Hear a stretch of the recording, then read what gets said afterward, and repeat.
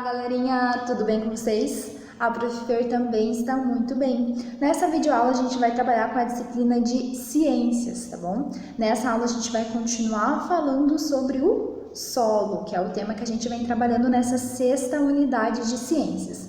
Na aula anterior, pessoal, a gente falou sobre o solo na área urbana e o solo na área rural, né? Falando sobre as suas diferenças, as suas semelhanças, talvez, né? Foi isso que a gente falou na última aula. Nessa aula a gente vai continuar falando sobre o solo, mas nós vamos falar sobre alguns malefícios que as nossas ações causam para o solo, tanto na parte urbana quanto na parte rural.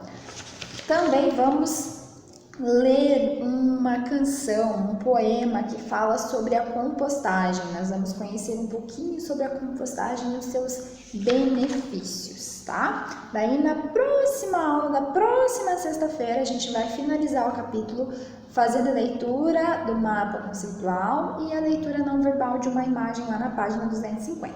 Mas nessa aula nós vamos trabalhar com as páginas 244, 245, 246, 247, 248 e 249. Então, da página 244 até a página 249. É muita leitura, quase não tem atividade para se fazer, tá? Então você vai prestar bastante atenção na explicação da prof, vai fazer a leitura dos textos ali, que é bastante coisa para ler texto e também imagens, e daí na hora de responder você vai entender tudo certinho e vai saber responder com as suas palavrinhas sem precisar da ajuda de ninguém. Vamos lá então? Começar lá na página 244, onde diz assim: como é o solo de outros ambientes? Como a prof disse, na aula passada a gente falou sobre o solo da área urbana e da área rural. Então, nessa aula a gente vai falar sobre outros ambientes, o solo de outros ambientes. Que ambientes? Os ambientes naturais, né? Vocês já estudaram que os ambientes naturais são aqueles que não tem quase nada ou pouca interferência do ser humano, né? Não tem construção, não tem plantações, é um ambiente que está ali sendo preservado, né? A natureza dele está sendo preservada. Então vamos lá. Naquele primeiro texto, pessoal, tá dando a introdução do assunto, né? Que a gente vai falar sobre outros ambientes que são os ambientes naturais. Aí ele fala que construções e cultivos de alimentos são atividades que mudam muito a paisagem.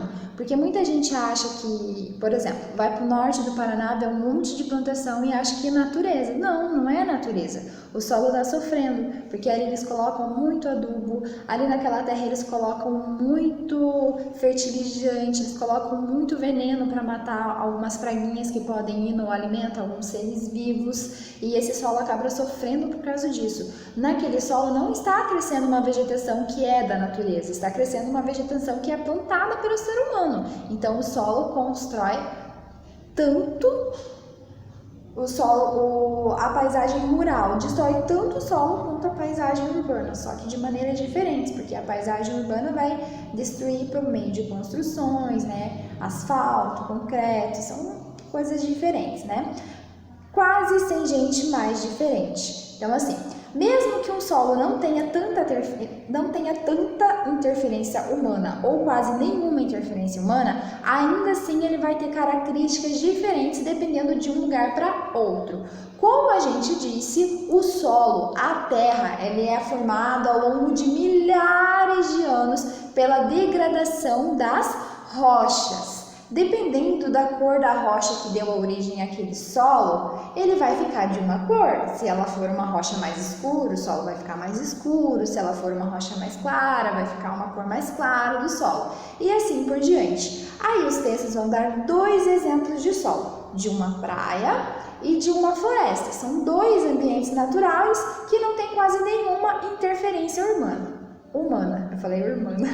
Então ali, na praia, ele explica que a formação da areia, que também é um solo, ela se faz também ao longo de milhares de anos com a degradação das rochas. Só que é uma rocha um granito mais claro, por isso que a areia fica daquela corzinha mais clara, que vai descendo das serras. Todo mundo sabe que a serra é um conjunto de montanhas, né? Então ela vai descendo esses resíduos, essa degradação das rochas e se acumulam lá no mar, onde faz aquela enorme faixa de areia. E ela é de uma cor mais clara, porque as rochas que deram origem a ela são de cores claras. E ela também tem algumas pigmentações diferenciadas, né? Pode ter ali uma cor mista devido aos corais que vêm do mar e a água traz, o vento traz, e também o resto de alguns animais marinhos, certo? Já o solo da floresta ele é um pouco diferente. Primeiro, porque a primeira camada do solo ele é composto por folhas secas que caem das árvores, galhos secos, restos de animais em decomposição. Essa é a primeira camada. Logo em seguida que começa-se a terra, que é muito úmida, porque as folhas protegem, as árvores protegem do sol, não fica seco, fica sempre muito úmido. Então é um solo diferente, de uma cor diferente, porque as rochas que deram a origem a esse solo são de cores e matérias diferentes, ok? Atividades. Observe as imagens dessa página e da anterior e responda. Que características dos solos variam entre uma e outra?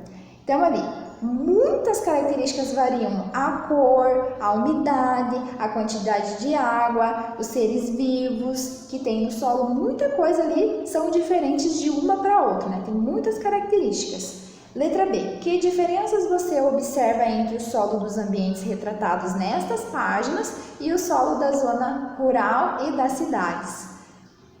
Características que no solo da cidade e da zona rural tem muita interferência humana, né? Construções, plantações, enquanto a dos ambientes mostrados na aula de hoje, eles são ambientes naturais que quase não tem nenhuma interferência humana. Então o solo é daquela forma mesmo, ali é o natural dele, tá bom?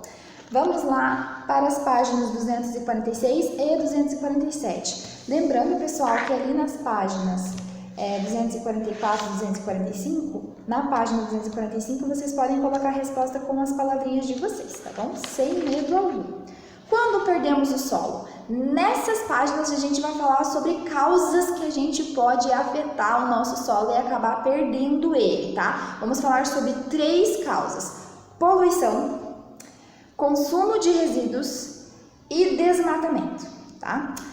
Então vamos lá começar pela poluição. A poluição é o acúmulo de lixo, o acúmulo de gases, né? Muita coisa, muita superprodução que a gente produz normalmente nas cidades, não que na zona rural não tenha. Tem, mas como lá tem menos habitantes, lá produzem menos. E vai se acumulando tudo em cima do solo, vai acabando poluindo ele. Chega uma hora que não dá mais para salvar. Naquele solo não cresce mais grama, naquele solo não tem mais animais, naquele solo só tem bactérias, só tem coisas ruins que vêm do lixo, tá?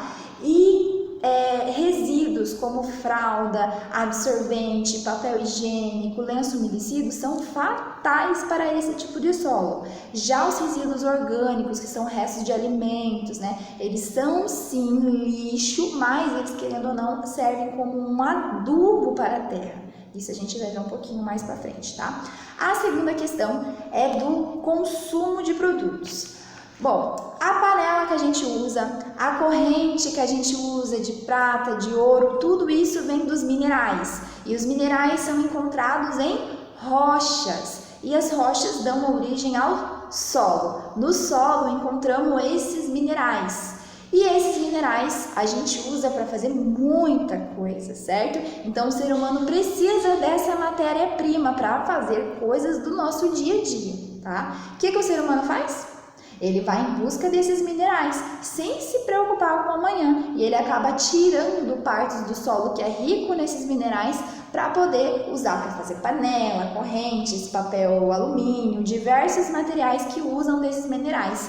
Esse solo que eles retiram da natureza demora milhares de anos para se recompor, porque vocês sabem, né? Pela degradação das rochas. Então não é do dia para a noite, não é de uma semana para outra, não é de um ano para outro, demora milhares de anos, décadas, séculos, milênios para que esse solo seja constituído de novo. Então, se eu retiro parte desse solo da natureza, eu vou ficar milhares de anos sem essa parte do solo. Vou tirar seres vivos que poderiam viver nelas e muitas outras plantas que poderiam crescer e beneficiar a nós mesmos, né? A terceira condição é o desmatamento. O desmatamento provoca muitos malefícios para o nosso planeta e também para nós, né? Ele aumenta o aquecimento global, porque as árvores, as vegetações ajudam a controlar. Ele aumenta a velocidade dos ventos e também aumenta o risco de erosão do solo. Quando se tem uma terra, como por exemplo aqui da escola, vocês lembram ali do gramado da escola, onde tem os pés de frutas? Em cima da terra há uma grama. Essa grama é cheia de raízes. E embaixo dessas raízes ainda tem as raízes das árvores que estão sobre esse solo. Essas raízes penetram no solo e tem várias raizinhas, ramificações que ajudam a prender a terra, a firmar a terra. Se eu faço um buraco ali no meio, tiro metade daquela terra para fazer alguma coisa, ou até mesmo para fazer uma experiência, o que vai acontecer? Essa terra vai começar a ficar fraquinha e ela vai acabar desmoronando, porque não vai ter mais as raízes das plantas, nem o resto de animais para deixar ela firme e protegida. Então ela vai ficar sem proteção e vai acabar tendo uma erosão, que é quando a terra se parte, quando ela não tem força de ficar em seu devido lugar, tá? Tem ali na página 247 uma imagem que explica bem certinho isso. Vocês vendo a imagem vão saber do que eu estou falando, tá? Nas atividades, vocês vão ligar as 3 situações com suas 3 causas. Por exemplo, retirada do solo. Para mim não precisar retirar o solo, o que eu preciso fazer? Reduzir o consumo de materiais. Porque lembra que a prof falou para ter alguns materiais como o alumínio da panela, como o papel laminado, como o ouro, como a prata, eu preciso retirar o solo para obter esses minerais que dão origem a esses materiais, pois ele é a matéria-prima. Se eu reduzo o meu consumo disso, obviamente eu vou reduzir a retirada de solo do meio ambiente.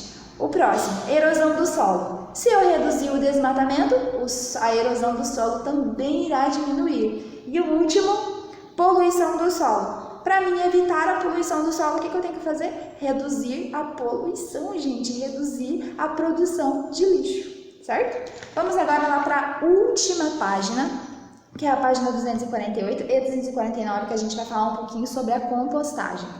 A gente vai ler aqui a letra dessa canção, vocês vão observar o desenho que explica bem certinho. Logo em seguida, vocês vão responder a questão lá da página 249. E a prof, no Dia da Árvore, que é um vídeo que vai para vocês na segunda-feira, em comemoração ao Dia da Árvore, a prof vai propor para vocês uma atividade de compostagem em casa, tá? Então fiquem ligadinhos aí que essa daqui vai ser a introdução para a nossa atividade do Dia da Árvore. Lendo o mundo. Nesta aula você vai ler a letra de uma canção e aprender o que é compostagem. Leia a canção composta por Lucas Ciola sobre como podemos transformar parte do nosso lixo em um composto nutritivo para as plantas, por meio de um processo conhecido como compostagem. Composteira. O sol nasceu, última estrela, peguei meu violão, arranjei uma canção, compondo na composteira. E os bichinhos transformavam tudo em adubo, e as minhocas dançavam fazendo mus, e depois tudo isso ia para a horta alimentar. Cebola, tomate, alface, couve, coentro, espinafre, que virava uma salada, e para a mesa também vinha banana, jabuticaba, manga, uva e goiaba, colorindo a cozinha na hora do café, na hora do almoço e na hora do jantar. O sol nasceu, última estrela, peguei meu violão e arranjei uma canção, compondo na composteira. Então essa daqui é uma canção que fala da composteira. Composteira, pessoal, é uma ação, é como se fosse um sistema que também dá para fazer em casa, né? Mas tem vários aí que é feito em tamanhos maiores, daí já para venda dessa compostagem. É onde a gente transforma parte do nosso lixo, que é o nosso lixo orgânico, por exemplo, casca de batata, cáscara de abóbora, casca de banana, resto de alimento, saquinho de chá, aquele filtro do café com o pó de café, a gente transforma esse tipo de resíduo que normalmente ia para o lixo em adubo para as nossas hortinhas. Eu sei que tem muitos alunos que cultivam aí algumas plantas em casa, né? O Rafael, que é o nosso aluno do 3º ano da tarde, né? Se não me engano, ele sempre mostra na nossa aula do Zoom o que ele tem, que ele adora a planta, e no quintal dele tem muito cultivo de plantas, muitas árvores, e ele adora mexer com isso. Então, ele vai entender direitinho o que eu tô falando. A planta, além da terra, ela precisa da luz solar e ela também precisa de água. Mas essa terra precisa estar enriquecida com alguns nutrientes. E essa compostagem tem exatamente esse objetivo, de enriquecer uma terra para que as frutas, os frutos, as plantas cresçam mais rápidos e com mais qualidades, tá? Então ali a compostagem como que ela é? Tem primeiramente a primeira caixa, aonde colocamos terra, uma camada de resíduos de alimentos, restos de alimentos, uma camada que pode ser de areia, serragem ou folhas secas, galhos secos, é uma camada de algo seco em cima e a tampa. Logo embaixo, que é a segunda caixa lá, é o que cai da primeira caixa. Ali tem as minhoquinhas que ajudam a fazer essa compostagem, mas se você não quiser colocar minhoca, não precisa colocar, tá? O que cai na segunda caixa é a compostagem, é a terra rica em nutrientes que você pode usar para colocar na sua hortinha, nas suas plantas que você cultiva em casa. E a última caixa é o chorume, tá? Que é um líquido tóxico, mas que também pode ser usado como adubo líquido, só que ele tem que ser diluído 10 vezes a medida em água. Então, por exemplo, se eu tenho isso daqui de chorume, eu vou precisar diluir esse chorume em 10 vezes dessa quantidade de água para que esse chorume possa agir como adubo líquido nas minhas plantas. Então, ao invés de regar com a água normal, eu posso estar regando com o meu chorume. Só não vamos esquecer de dissolver esse chorume com a água, senão ele pode acabar fazendo mal para a planta, tá? Então, depois de vocês lerem a letra dessa canção, assim como a Prof. leu, vocês vão responder ali a número 1, a número 2, a número 3 e a número 4 da página 249, para vocês fazerem aí a interpretação da letra da canção que vocês acabaram de ler, tá? Não se esqueçam de fazer a leitura antes, tá bom, pessoal? No dia da árvore, como a Prof disse, né, dia 21 de setembro, vai um vídeo para vocês na segunda-feira, na próxima segunda-feira, que a Prof vai explicar bem certinho como fazer essa compostagem em casa, que pode servir como uma experiência, uma mão na massa. Mesmo que você não tenha nenhuma planta para você colocar essa compostagem, você pode levar até uma planta que você conheça, talvez na casa de algum parente seu, na rua mesmo, e você pode acabar adubando uma planta que não esteja na sua casa, e assim fazendo benefício para a natureza.